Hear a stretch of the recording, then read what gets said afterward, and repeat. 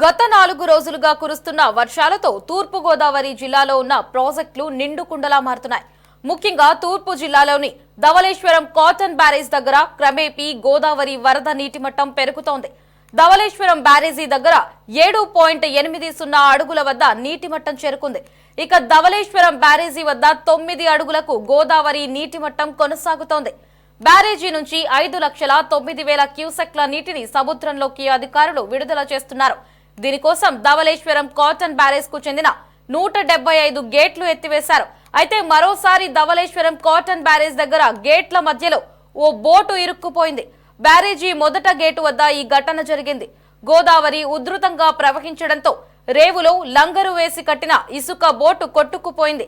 అయితే ఆ బోటును గేటు దగ్గర నుంచి తొలగించేందుకు అధికారులు ప్రయత్నిస్తున్నారు. అధికంగా నీటి ప్రవాహం రావడంతో బోటును తీసేందుకు ఇబ్బందిగా మారిపోయింది.